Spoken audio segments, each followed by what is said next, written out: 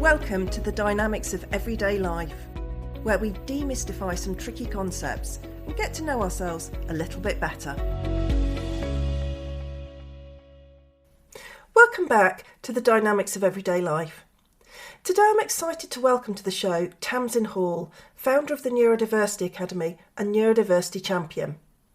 I've made no secret that this is something that is a huge part of my life, being a son parent, and I'm very aware that neurodiversity in the workplace is going to matter to me more and more as time goes by. I've asked Tamzin to come and talk on the show about this topic, as I feel that it's something we can all benefit from learning more about. As we talk, there's also some psychodynamic themes popping up too, so there's something for everyone. Whether you identify as neurodivergent, have a family member who's neurodivergent, or work with people who are neurodivergent, and that's pretty much all of us, Tamzin has some top tips to improve everyone's experience of the world.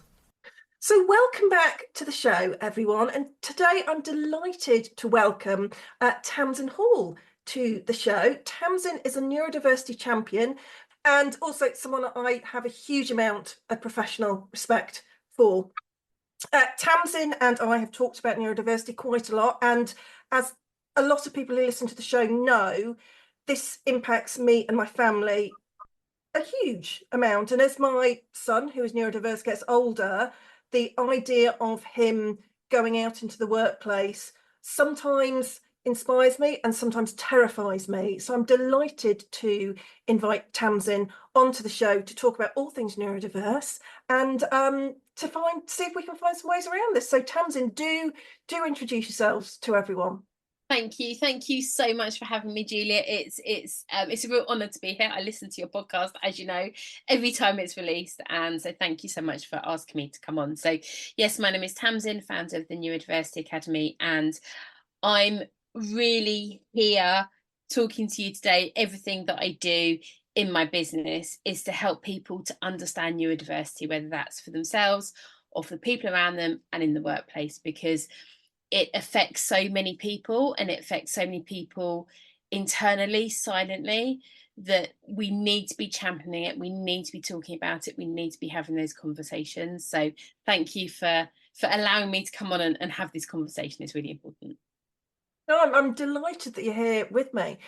So to get us started off, where do you think we are with neurodiversity in the workplace? So I think we're absolutely not where we need to be. If I'm perfectly honest, there are some organisations who are absolutely leading the way and are doing fabulous things.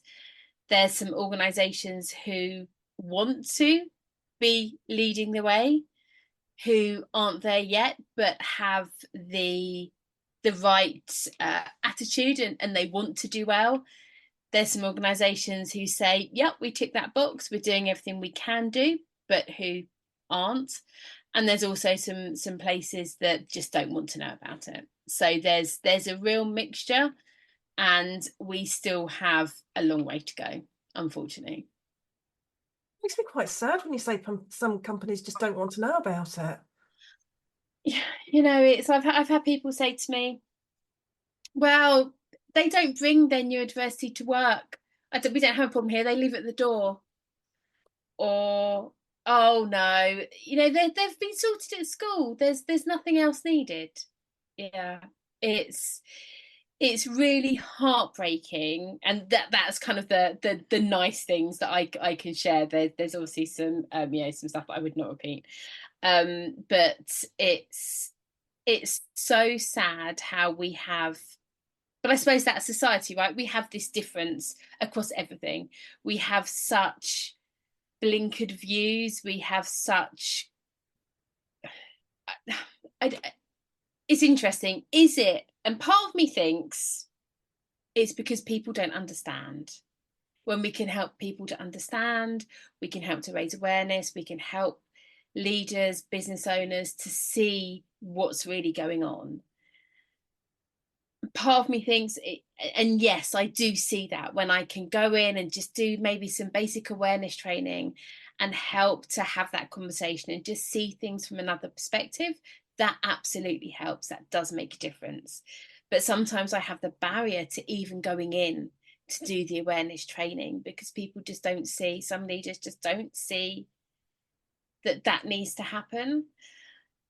Interestingly, so I had I do quite a lot of co-coaching sessions. So I have a member of staff who might be struggling with their line manager and me on a session to kind of try and help that ease that conflict and help to understand things from other people's perspectives. Because yes, the organization, the line manager, the leadership team, of course, have to understand neurodiversity, but also the employee they have to understand that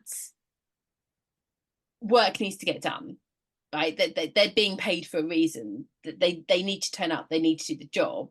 And yes, we can put in all these accommodations and strategies and things, but they still need to be showing up every day and doing what is expected. And sometimes we have a bit of an attitude of, oh, well, my employee needs to do all of this for me because, you know, I've got this disability and that's what has to happen. But ultimately there's a meet in the middle. There has to be compassion and empathy, I would say, on both sides of the table. And I had one instance where it was quite difficult because we were on Zoom and they were both in the same office. I wasn't in the room with them. I was online and or on video, and I could see I was asking a question, and I said to the autistic guy, and I said, you know, what support do you need from your line manager that at the moment maybe you feel that you aren't getting? What do you need? And he said, I really struggle with understanding a task if it isn't in a huge amount of detail. I need to know detail. I need to know as much as needs to happen, because I just need that detail. And so the line manager's kind of shaking his head and waving his arms about, and I said, okay, and what does that look like in terms of that detail? And he said, right, I just need to have everything written down. And we got to the stage where the autistic guy would write it all down. He would put his perspective on a page and put exactly what he's understood on the page, and then would like to send it to his line manager so his line manager can kind of sense check it and just see, yep, you're on the right page, or actually you've missed something, or you're completely off on the wrong page. And as soon as this autistic guy said this, the line manager threw his arms in the air and said, well, I can't do that. That's not appropriate. I can't do that. And was waving his arms and shaking his head. So I stopped the session. I said, okay, we're just going to take a break, and I'm going to have some time with manager just to really kind of understand what's going on. And he was quite defensive and quite, you know, this isn't fair. This isn't right. I shouldn't have to do all this. And as we went on and went on, it transpired that he thought that he had something, whether it was ADHD or autism, he wasn't sure. And he felt that all of the attention was on this chap, his member of staff, and he was almost being left out. And so internally, he felt unvalidated. He felt not good enough. He felt all of those emotions and biases and judgments that he'd experienced throughout his school career to date, all coming flooding back because he felt ignored. And so he was taking it out on his member of staff because he was jealous of what was going on. So there's so many different factors and so many different elements to take into account as to, you know, why it is where it is at the moment, why we're still seeing such a huge disconnect between the organisations who help and support and the ones that don't. But it's not quite as clear cut as they don't help because they don't want to. I think there's also a lot of personal emotions attached to it as well. Wow, what a story. That's incredible. And it speaks very much to, you know, my personal family experience of how difficult it is to get a diagnosis. It's hugely difficult to get a diagnosis. So even to jump through those hoops and to get one, it makes perfect sense as to why so many people are left behind without a diagnosis and then left wondering, well, how do I get the support that I need? So let's move to a more positive aspect maybe now. Where do you think companies and organisations are getting it right? Mm. So this is where we have a golden thread of not just neurodiversity, psychological safety that's through everything. It's through the core. It isn't just, oh, we're going to talk about it, we're going to tick that box, we're going to offer noise cancelling headsets, and we're going to make sure that the ADHD or autistic or dyslexic individual who is sensory to noises, we're going to put them in the corner. It isn't just about that. It's about having this culture where it's talked about and it's weaved through everything. And almost you have so some organisations will have on their intranet, they'll have a neurodiversity page, not just a DE&I page, but a neurodiversity page, which has clear guidelines of what is on offer, what support. They have drop-in sessions every fortnight, once a month, where all neurodivergent employees can just come online over lunchtime and just talk and connect and meet other people. Videos off is absolutely fine, because that sends some people into complete sensory overload, just anxiety. There seems to be this preconception that if people have their video off, they're sitting there doing nothing. And okay, there's some people that might be sitting there doing nothing, but actually for some neurodivergent individuals, having their camera off is the only way that they can focus on what's being said, because otherwise they're worrying, they're panicking, they can't stay focused. They want to be, stimming or fidgeting or walking around, and they can't do that because they feel they have to be sitting still, watching the screen, and it can set a whole load of anxiety and just focusing on the wrong thing if we force people to have cameras on. So it's about that understanding and just weaving it through everything. It's not just a tick box exercise. When you were talking there, it reminds me of people of different companies, etc., where you hear, the self-care policy is like, well, we'll do yoga at lunchtime. And you think, no, it's not about doing yoga at lunchtime, is it? It's about, like you say, it's a way of understanding. And when I think about, particularly because I've learned a lot being a SEN parent, I've learned a lot. But it is about, for me, it's clear communication of, okay, this is what my child needs. For you to get the best out of him, this is what he needs. And being occasionally that parent at school who you can imagine when they see me coming, they kind of slightly put their hands over their ears and think, no, not again. But if I'm not going to advocate for him, who is? So that's it's the understanding, isn't it? And this is part of what we do. And it's really interesting, because at school, if we're lucky enough, we send our children to a great school who has everything they need SEN related in place. Or there's some schools out there that just still, again, haven't got it right, which baffles me, how we can be in 2024 and we still haven't got this right for our children. But that is the case, unfortunately. But in school, our kids have mums and parents like you fighting to get it right and advocating. And in the workplace, there's nobody, because mums can't go in the workplace and say, hey, this isn't right. And so what happens is that it's very difficult to advocate for ourselves, especially if you're new to a role or you're younger, or you're trying to come to terms with a complete identity shift, because all of a sudden you've got this diagnosis and you don't know what it means to you. And it can be really hard to advocate for ourselves.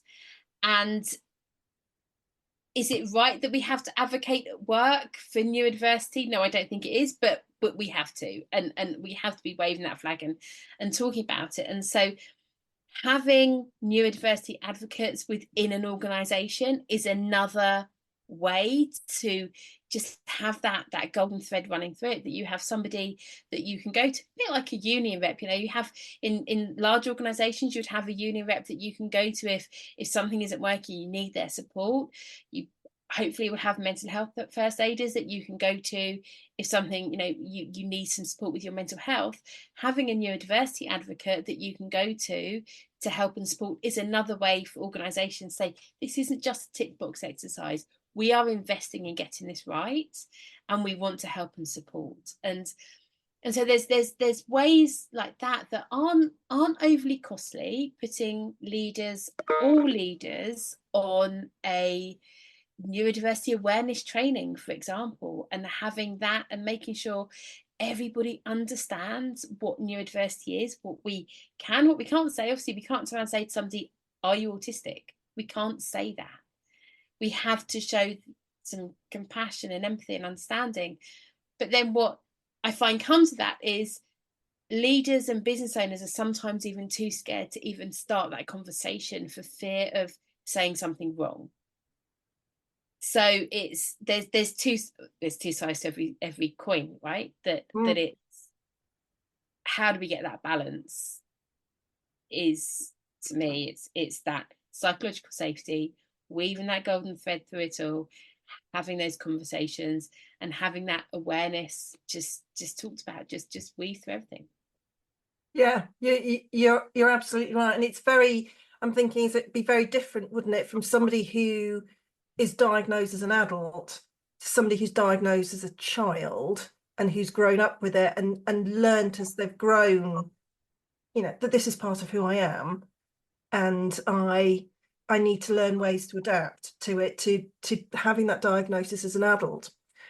So what would your top tips be for someone going into the workplace with a diagnosis of neurodivergence? How can they get the best out of their working experience?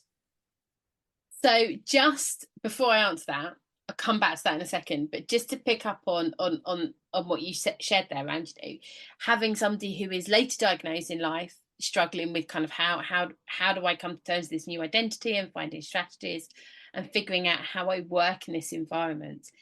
Every environment is different for everybody. So an ADHD or an autistic individual at school will have strategies in place for that environment. And I want to just say that when we move environments, when we go from one role to another, or education to work back to education, every environment will come with its own challenges, and sometimes we need to review the strategies that we have in place. Sometimes there needs to be new strategies, there needs to be new ways of working that maybe, as we evolve as humans and as the environments that we place ourselves in change, we might still need quite a lot of support to navigate through that. So it's, I see a lot of people who say, I should be okay because I had this strategy in my previous workplace and I don't understand why it's not working now. Well, things change, we evolve as people, and it's okay. It doesn't matter that a previous strategy doesn't work. We might just need to tweak it. So that's just something to bear in mind. And I think for somebody who is going into the workplace for the first time, I'm not going to sit here and say you need to be totally honest and totally transparent up front, because that's the only way that it's going to work. Because I've seen some instances where people have shared, and unfortunately we're still seeing there's still judgments, there's still biases, there's still discrimination, and it isn't right by any stretch of the imagination, but it is still there. And so I think we need to be really mindful about, how do we get this right, and how do we, as a young person going into work for the first time, what do they need to do?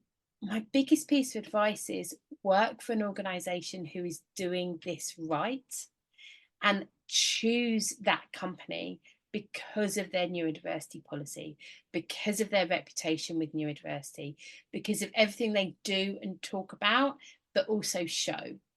Because we can all talk a good game, right? There's organisations out there who, on the face of it, if I look at their website, they look like they're doing the right stuff, but actually when I talk to their staff, they're really not. So it's really finding that company who is leading the way, who we know we can trust our children with, we know are absolutely advocating for neurodiversity and have everything in place to help and support. That's the ideal solution. And then when a young person goes into the workplace, they know they're safe and psychologically safe, because they've talked to people who are neurodivergent. They know their neurodiversity policy should be on the website. Now, a lot of my clients who work with me, their neurodiversity policy is on the website. So we're showing to the world, we're not just talking about this stuff, we're really doing it. They're the companies who will see neurodivergent brains for the phenomenal brains they are and want to work with them, and are basing their business model on diversity, because, oh my gosh, when we have all of these different brains, the autistic brain, the ADHD brain, the dyslexic brain, the neurotypical brain, when we bring it all together, that's when you have a team that is phenomenal at what they do. They're the companies that people need to be working for. Absolutely. I couldn't agree more. And I love the sound when you talked earlier as well about the the neurodiversity champions within organizations, having somebody to go to who understands and who can talk you through what might be going on could be absolutely key for somebody. Absolutely. And if we can harness those individuals, and it isn't all the burden's going to go on them, that they're going to be there to soak all of these negative emotions up. It isn't that at all. It's just having somebody that we can go to who can point us in the right direction and really help and support, and it works really, really well, really well. So if you were going to give the listeners, let's say somebody listening is neurodivergent and isn't having a great time at work, what would you suggest to them? So if you can, and I totally understand sometimes you can't, but if you can, have a neurodiversity conversation with ideally HR and just say, what is your neurodiversity policy? What do you do to support neurodiversity? Because it might be, and I have seen this, where a line manager doesn't understand neurodiversity, and so an individual has gone to their line manager and they're getting resistance and they're getting pushback and they're struggling, but actually the wider business does have support in place, and it's just that line manager just doesn't understand. So I would say speak to HR and see if they have any support in place for neurodiversity, and if they don't, I'm happy to have a conversation, put them in touch with somebody who can have a conversation with them to see how neurodiversity can be brought into, and the conversations can happen. I've worked with people we're at disciplinary stage, and the companies phoned me up and said, I'm in quite a lot of HR directors' little black books. So, they phone me up when it gets to, we're about to show them the door, and actually they've just turned around and said, we're ADHD. And of course, an organisation cannot just sack somebody who is neurodivergent under the Equality Act. They can't do that. So they back off and they say, okay, Tamzin, can you come in? And this one instance, the lady phoned me up and she said, Tamzin, I want you to come and I want you to help us manage this member of staff out. So I said, yeah, okay, well, I can't do that, but I can come in and see what's going on. So had a conversation with the HR director, had a conversation with manager, and had a conversation with the individual and started coaching the individual. And actually it soon transpired that the individual was so unhappy and just felt so let down, judged, and all of those negative emotions. They identified that it wasn't the right company for them. And so obviously through coaching, I'm not going to tell them what's right for them, because what's right for them is what they want to do. I'm certainly not going to manage them out alongside the company. And I was very, very honest with that, with the HR director. But what transpired was actually the employee wanted to work for a company who they felt validated by, whose culture, ethos, everything they did was aligned with them. And so values, values work on what are your values? How do we find you a company that's going to align with your values if you're saying to me this company is not where you want to be in? And actually the coaching ended up being around finding the confidence and the empowerment for this individual to say, this isn't the right place for me. I'm going to find the right place. I'm going to find the right company. And they did that, and they handed their notice in. And they weren't sacked. They weren't managed out the door. We pulled that back, and we put some strategies in place. So while they were job hunting, they were doing what they needed to do. HR was happy, but it just wasn't the right company. And sometimes it isn't the right company, and that's okay. It doesn't have to be the right company, the right line manager, the right place. People sometimes don't get things right, and actually for the well-being of the neurodivergent individual, what's right for them. And so that was interesting, because I have to say, from my point of view, obviously totally impartial, I'm there being brought in to sort the situation out, but actually totally impartial. I wanted to be a fly on the wall when that coachee went to the HR director and said, actually, here's my notice, I'm off, because that was totally the right thing for them. Totally the right thing for them. And why are we trying to manage people out? And why are we trying to make things hard and put conflict in, and rather than trying to help and support? Why is that still happening? It's heartbreaking. When you say that, all kinds of psychodynamic theories come into my mind. There's an awful lot of defensive behaviour that goes on, isn't there? It's, I don't understand. I don't like the fact I don't understand. So therefore, I'm going to project everything into the other person because I don't like this not knowing. So you know what? I'm not going to make it about me. I'm going to make it about somebody else. All kinds of things. There's denial, there's avoidance. Let's get our defense mechanism bingo cards out. We could tick quite a few off here, couldn't we? And it makes me sad because, like you say, it doesn't have to be this way. So the solution is everybody listens to your podcast. Everybody understands what's truly going on. Yeah. Well, that sounds perfect solution, doesn't it? So honestly, Tamzin, I could talk to you all day about this because, I know that you share a bit of psychodynamic love as well, but we do have a lot to talk about. How can, if people have been really inspired, and I'm sure they will have been by our conversation, how can people get in touch with you to find out more about what you do, how you can help them, just more about your world? So I'm on LinkedIn, Tamzin Hall on LinkedIn. I'm the founder of the Neurodiversity Academy. So my website is neurodiversityacademy.com. And I'm mainly on LinkedIn. I hang out on LinkedIn quite a lot.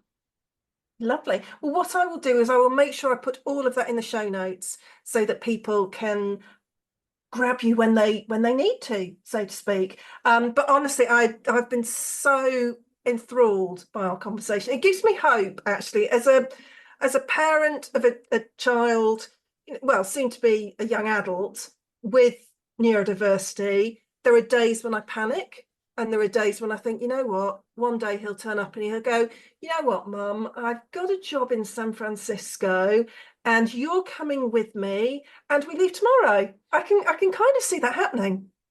I love that. And I do find that the younger generation are leading the way in this, and having those conversations and bringing the neurodiversity conversation into workplaces is happening by the younger generation, and that's great. and we are starting to see a difference, and I think your son's obviously incredibly lucky because he has you as a mum fighting his corner and being there, and that's amazing, and he will do fabulously. I know he will, whatever he chooses, wherever he goes. But it's choosing that employer. You know, I feel like we get into this mentality, don't we, when we're job hunting, where we need to prove to the employer that they should employ us. But actually, it's also about, we need to choose the organisation, and we need to choose who we're going to be working for. So it's about finding that right company as well. As a kind of nugget, that is such a good thing to go away with, because it helps you gain back some control, doesn't it? Because when you're job hunting, you can feel massively out of control, but actually it is about us having the choice as well. Well, actually, do I want to work for you? Do I want to give you all my time and effort and thought? Yeah. And, if he's moving to San Francisco and moving across the world, then, that's a big upheaval. It's got to be for the right company. Yeah, absolutely. Yeah, I'm not going with him if it's just for if it's not for the right place. So they need to prove it to you as well. Yes, absolutely. It needs to work for me. Thank you so much, Tamzin. I would be so happy if you'd come on again at some point in the future, because I feel like we're only scratching the surface. Thank you so much. I will put everything in the show notes so that people can go and find out about all your work and the wonderful things that you do. So thank you for coming on. Thank you for asking me. You have a good day. You too. Thanks for listening to this episode of The Dynamics of Everyday Life. Please hit the follow button for future episodes and subscribe wherever you get your podcasts. You can follow me on Instagram at The Dynamics of Everyday Life, or find me on LinkedIn at Julia Rogers. I'd love to hear from you and hear your thoughts on dynamics. The Dynamics of Everyday Life is brought to you by Coaching 42 and the fabulous team at the Podcast Boutique.